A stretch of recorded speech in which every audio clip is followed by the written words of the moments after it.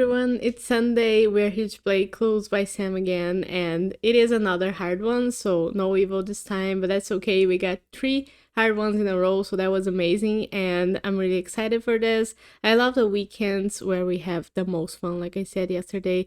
And if you don't know what Clues by Sam is, it is a daily logic puzzle game where there are 20 people, each of which is either a criminal or an innocent, and they might give you clues to help you figure out theirs or other people's roles. So if you want to play as well, there is a link in the description. You can click it and play it along with me, or maybe play it and then watch me, because I'm going to start mine right now and I'm going to explain my logic as I go. So let's start. We start with Tyler telling us that only one of the 2 criminal cops is Lisa's neighbor. So there's 2 criminal cops and 3 cops total, which means that one of them is an innocent and Lisa has 2 cops neighboring her. So one of them is an innocent, the other one is a criminal, and the second criminal cop is the only one that doesn't neighbor Lisa. So that's Uma. Now, Uma says there are as many criminal cops as there are criminal pilots. So we know there's 2 criminal pilots as well. How many pilots are there in total? 2, it looks like. So both pilots are criminal, right? And now Chase and Helen, both pilots, give us new clues. Now, Gabe is one of 3 criminals above Vera. So Vera has 4 people above her, and 3 of them are criminals, which means that only one of them is an innocent. And Gabe is one of those criminals. I don't know about Pam yet, so I'm not going to talk about the other 2. But Helen says there's an odd number of criminals neighboring Alice. And Alice has 3 neighbors. So either all 3 of them are criminals to make an odd number, or just one of them. And I gotta remind myself that just one of them is a possible scenario, not all of them. Gabe now says that 2 of Raul's neighbors on the edges are innocent. So where's Raul? Raul has 5 neighbors on the edges. 2 of them are innocents. One of them is Tyler, the second innocent. We don't know yet who they are. Have we read Tyler's clue? Only one of the 2 criminal cops is Lisa's neighbor. Yeah, we don't need that anymore. How are we gonna act on this? 2 of Raul's neighbors on the edges are innocents. This is a very interesting way of saying this, but it does mean that 2 of the people who are on the edge and neighbor Raul are innocents. How do we figure who's the second one? Let's go back to Chase's clue, because we know that there is only one innocent above Vera, right? Let's say that was Bonnie. If that were the case, then both Lisa and Pam will be criminals, and that will make Frank an innocent because of Pam. Now, Alice does have an odd number of criminals neighboring her, only 1. And if you were the opposite scenario, if Bonnie were a criminal, that will make somebody else down here an innocent, but it would have to be Pam. Because if Bonnie is a criminal, now Alice has 2 criminals neighboring her, and she couldn't be left with 2 because that's an even number. Frank would be a criminal for sure if Bonnie were to be one. And that makes Lisa always a criminal. There's no way she could be an innocent, because if she is an innocent, then both the other people above Vera are criminals, and that makes Frank an innocent, which would make Alice have 2 criminals neighboring her. So Lisa has to be a criminal. Hope that made sense.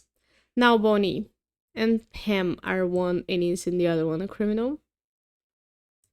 But we don't know yet what is the scenario. Lisa says that Alice is one of 4 innocents on the edges. So Alice is an innocent, and we know there's 4 of them total on the edges. So we know about 2 of them, and we know that the third one is gonna be a neighboring row as well.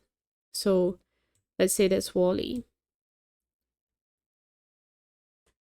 Who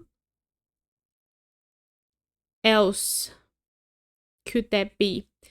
It couldn't be both. We know that Wally, let's leave Wally as an innocent just for the sake of the example.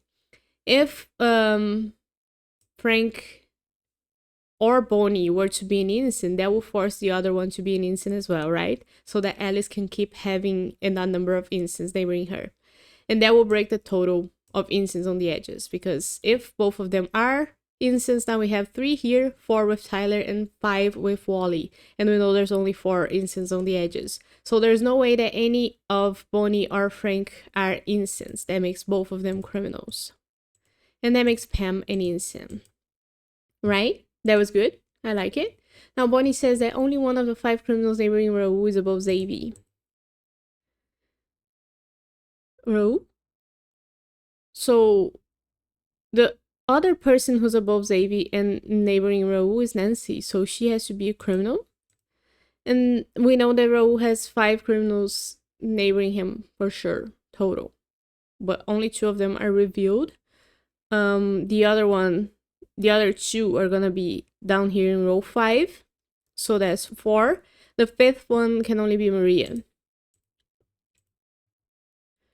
Okay. I guess we don't need Bonnie School anymore, do we?